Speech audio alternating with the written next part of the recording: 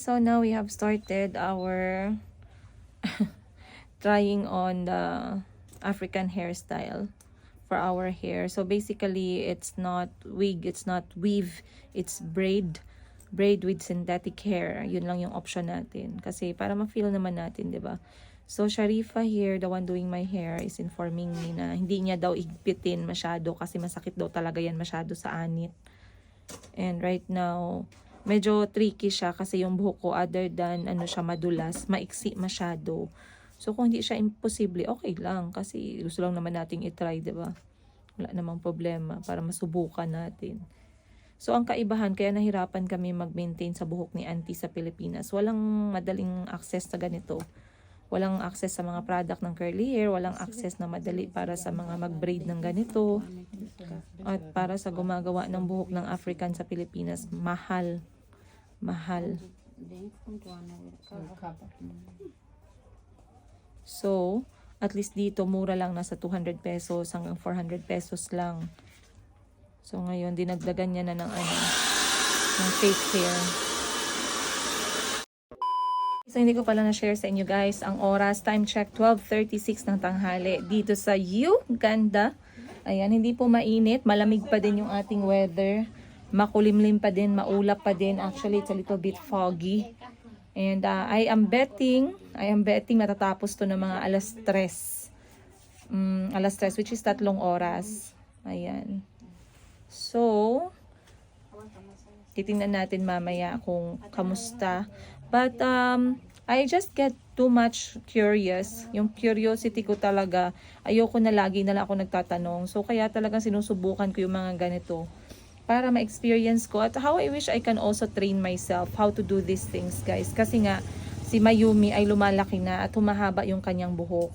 So, papag-aralan ko din yung mga ganitong klase ng mga hairstyle para sa kanya. Ayan. But, yeah. Buti na lang at nasa maliit na salon tayo kasi dito kapag medyo nasa syudad yung salon, busy din, maraming mga ginagawa, maraming customer. Ang tagal nila matapos talaga, sobrang tagal. So katulad niya na natigil na naman yung paggawa sa buhok ko kasi meron silang isang customer na inaasikaso. Ganon. So dumaan si Maring Sara pero hinatid niya muna yung mga bata saglit. Habang busy si Sharifa, tayo muna ay magchichikahan-chikahan. Yan. Habang nag-aantay tayo. So guys, in-upload ko ang aking reaction dun sa hateful basher natin, no, na comment sa YouTube channel.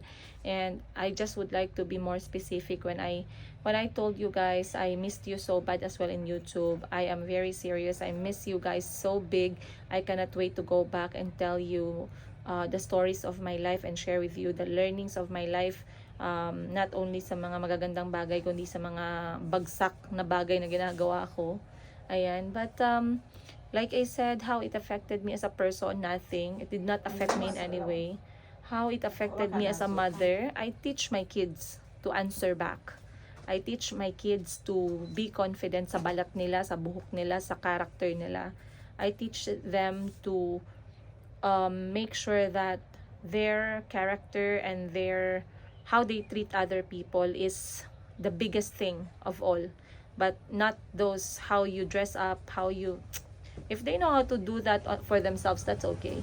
Pero dapat nangingibabaw yung paano nila tatuhin yung ibang tao sa paligid nila. Kasi guys, the world is not only about us.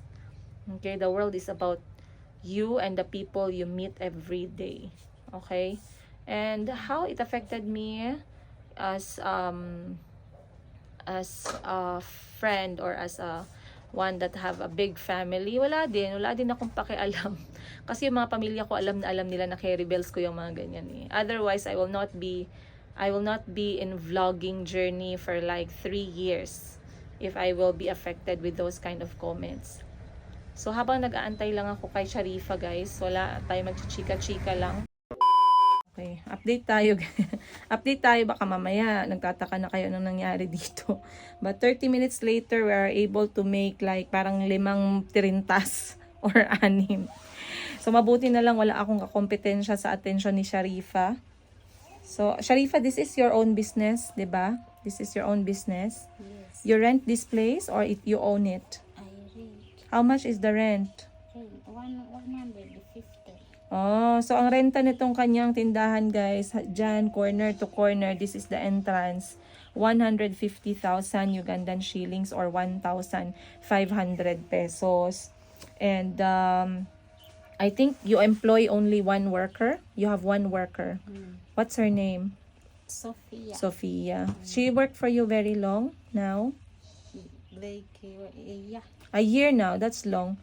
And how much does her salary? Salary. 150.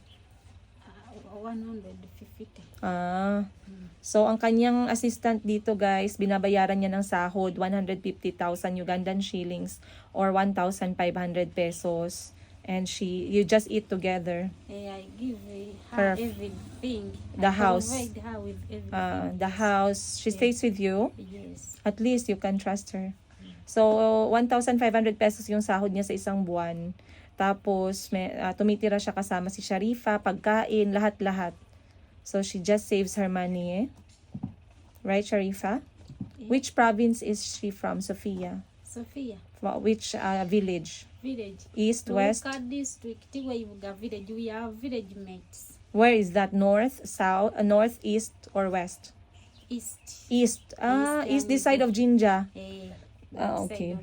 Princess. Yeah. I request you to be my matron. I'm planning to organize a simple function. I take you to Busoga. I'm not sure if I'm gonna be here though. Because I'm here for a short time. You are here for sure. Yeah, I'm not here for a long time. Next month. I will see. You will speak to Sarah and see if we are here. You are getting married? Eh? Yeah. Eh? You're getting married next month. Eh? Where? Eh? Where are you getting married? Busoga? I was born from Busoga. That is where the function is going to take place. Is it 500 people coming to your wedding? How many people are you inviting for your wedding? 500? 500. They are very many. So how Will many? be like 300 plus.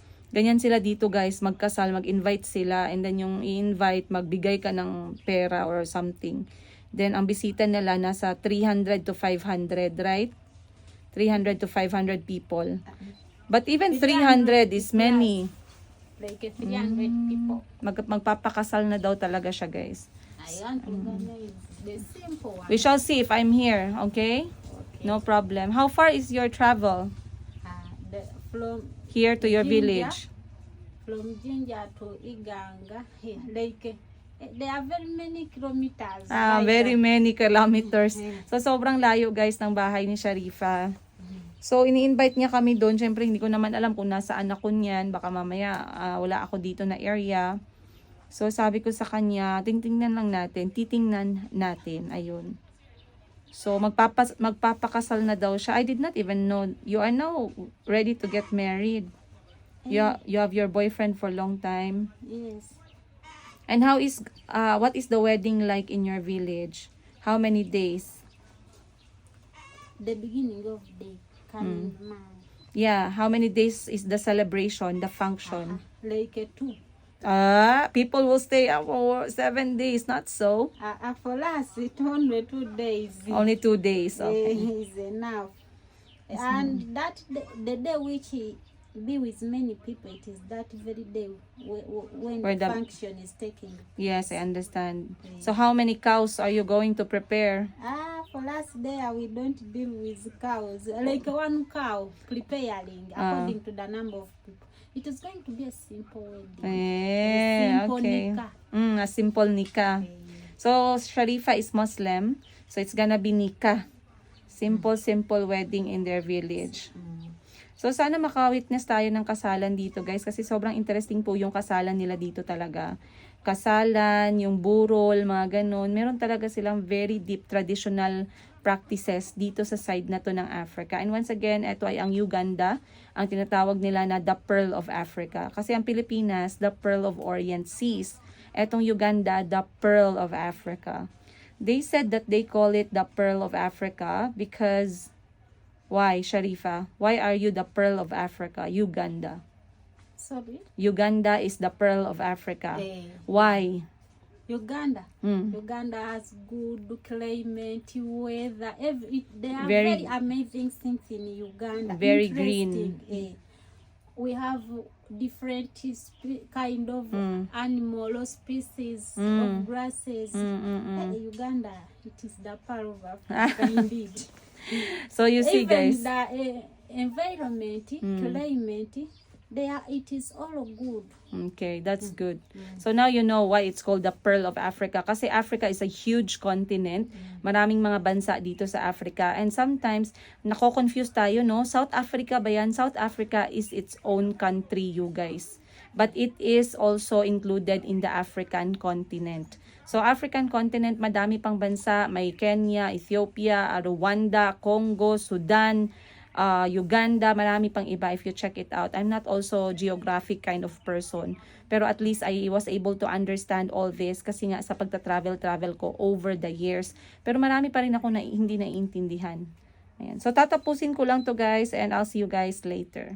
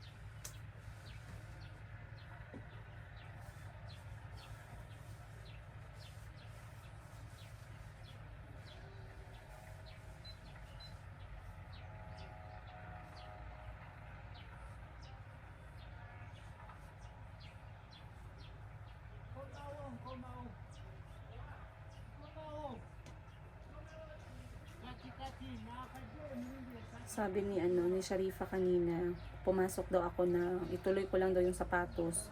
Pero dito kasi sa kanila guys sa Uganda, talagang iniiwan po yung sapatos sa labas ng bahay, sa labas ng mga basta mga ganito salon na na medyo maliit, tas malinis naman yung sahig.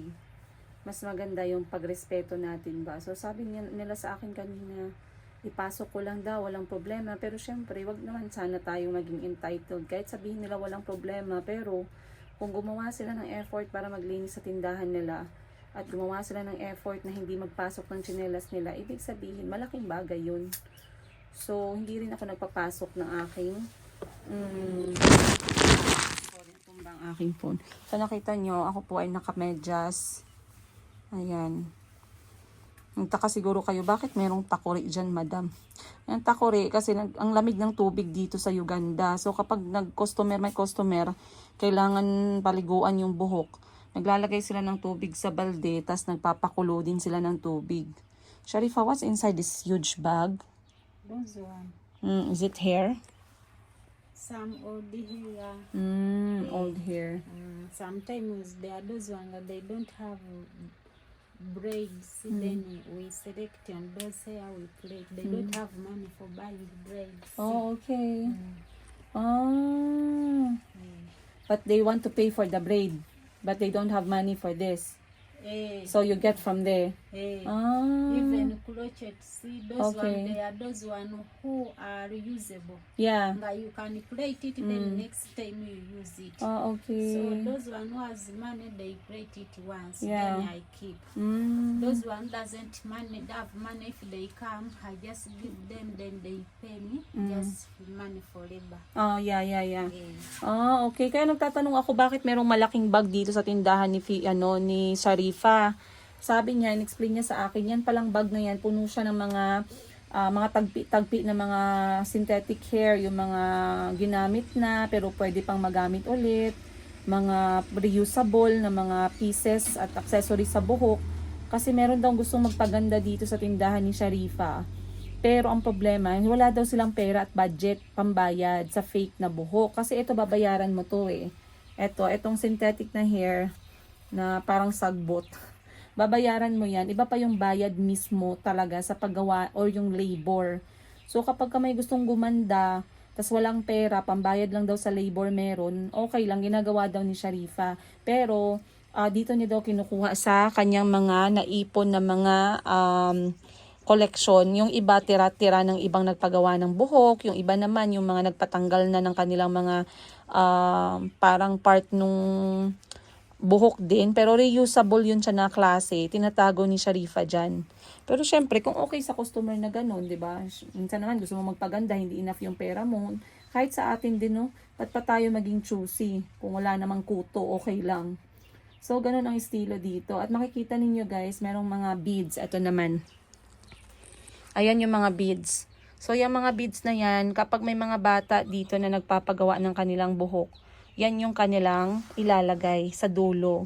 Pero kasi may mga eskwelahan na pinagbabawal yung beads dahil nga choking hazard or pag nahulog sa buhok, masisira, ganun. So, yan yung mga accessories na benta-benta dito ni Sharifa.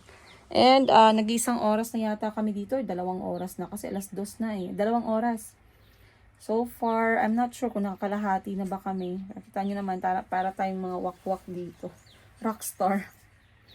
But that is the update. Ayan naman sa likod ko. Ayan, kita nyo sa may salamin guys. Ayan. So antay pa tayo. Sana matapos kami ng 4:00 no kasi nakakapagod din, nakakabagot. Tayo ko ding pabalikan tayo ni Maring Sara dito. Nasikaso niya lang yung kanyang mga anak.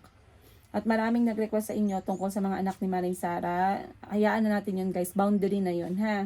Naghingi sa inyo ng bahay tour ni Maring Sara. Boundary na rin natin yun. Let's respect their spaces. Alam ko kung kailan hanggang saan si Maring Sara pagdating sa mga ganyang bagay. And she is a very good friend of mine. So, her space is important for me as well. Kaya kalmahan natin yung ating mga bugan. Kalmahan natin ang ating mga puso. Ayan. So, papatuloy lang ni Sharifa. Dito naman siya sa kabilang side. And then we shall see. Okay guys, at least now we are taking a bit of shape here and there. Now I look like, properly, yung ating buhok. Medyo nakikita nyo, medyo pa siya, parang spreading out. Pero later, after cutting and burning, may susunugin pala, hindi ko alam. Nakalimutan ko na, but Sharifa is just doing the plating or braiding. And then, mini-measure niya kung hanggang saan. So, sabi ko hanggang dito lang talaga sa aking leeg. Ayan. So, ganyan na siya guys. Halfway is this one. And you guys are wondering na lagi akong nagbabangs kasi meron nagsabi minsan. It's good for you ma'am na meron kang bangs kasi I have daw a very, yung English term doon? Permanent, yun? I have a very big, parang i-translate mo siya big forehead. So, totoo naman talaga, no? Pero may mga times na gusto ko kasi walang bangs kasi magulo din ba? Pero the reason kung bakit ako nag-bangs, sa totoo lang guys, ay dahil sa isang bagay lang. Kita niyo yung parang peklat. Ayan. Para ma-relate ko sa inyo yung story. So, yung peklat na yan, I had it since I was back sa elementary days. Ang kwento, naglaro kami ng kaibigan ko and then he accidentally jumped on me. Tumalon siya sa akin. Pagkatalon niya, na-outbalance siya. Yung dalawang ngipin niya sa harap, natama dito sa aking noo. Napunit po yung balat na yan at hindi namin siya napatahin ni mama. Ginamot lang ni mama. So, nag-iwan siya ng marka. So, ever since talaga, naglalagay na ako ng bangs. But that's the story. So, I believe nag-halfway na si Sharifa, guys. Konti na lang. 2 oras matatapos na tayo nito, guys. So, guys, inaantok na si Sharifa. So, that is our bob braid in Uganda update. Ikwento ko na lang sa inyo ang iba mamaya. But, that's the experience. Ang galing, diba guys? So, ganito mga klaseng bagay yung gusto kong i-experience kapag ako'y pumupunta sa mga lugar. Ayoko yung mga tourist spot. Gusto ko kung ano yung mga ginagawa ng mga lokal. Anong kinakain ng mga lokal. Yun yung gusto kong itry. Guys, alam ni Maring Sara na matagal tayo matatapos. Hinatinan niya ako ng baon. Saging, Rolex, buong Rolex, chapati na may itlog, tsaka isang Coke. Alam niyo yung kaibigan ko na yan, ayan, mahal na mahal tayo. Okay, another hour guys. 1 oras na naman ang lumipas. And that's the update of my hair. Not sure if you can see that from the back. Ganyan na siya. Not even move. And now Sharifa is working her way dito naman na side. So far so good. Pag nagtanong kayo sa akin, Madam, masakit ba? Hindi po masakit. Matagal lang talaga siya, pero hindi siya masakit. Makatibay yung pakiramdam ng buhok, hindi naman. Kasi as you can see, wala namang buhok na tumatama talaga sa aking leeg. Pero meron tayong mga sobrang ganito. So gugupitin to mamaya ni Sharifa kasi hanggang leeg lang naman yung gusto nating ilagay. Si Maring Sara ba yan? Ay, hindi si Maring Sara. So, ganyan na yung ating update. Malapit na guys, konti na lang. Very little left. A few more.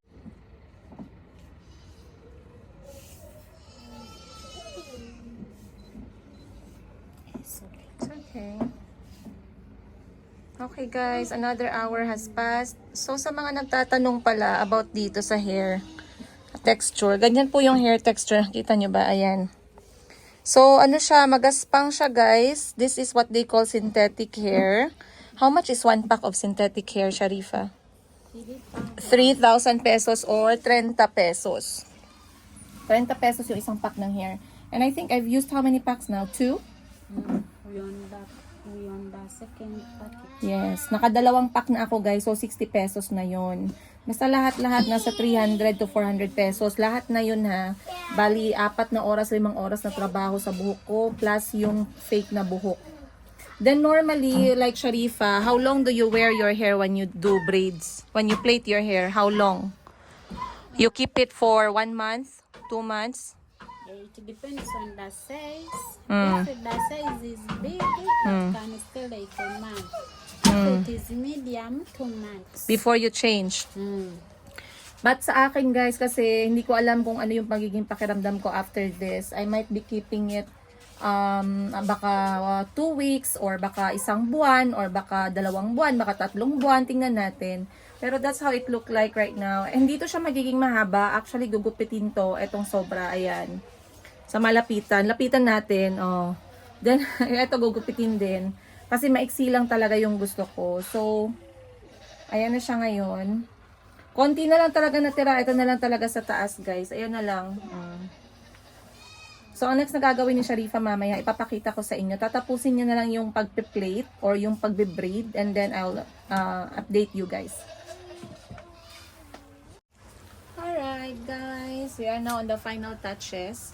So, natapos na. Hindi pa as in nakaset. Pero ang ginagawa ni Fiona ngayon, tinatanggal niya na yung mga nakausli na buhok, tas pinuputol niya na yung sobra.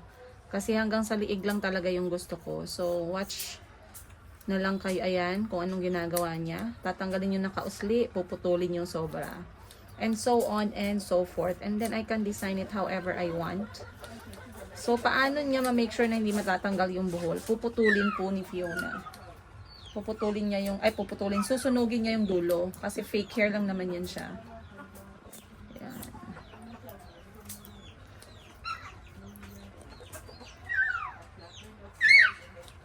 So, time check natin, alas 5, in punto. Nakaka-uwi din tayo ng hindi gabi, guys. Pero I know, matagal talaga itong mga ganito. Mabuti nga maiksi eh. Pag mahaba, talagang inaabot ako dito ng alas 8 eh.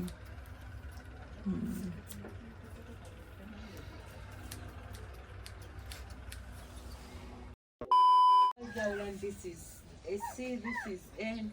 Nengo, wala ba? Hey.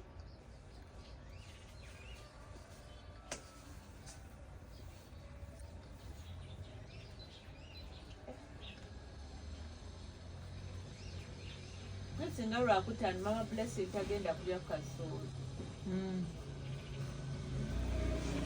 So now, sinusunog na yung yung dulo kasi medyo makati siya sa balat.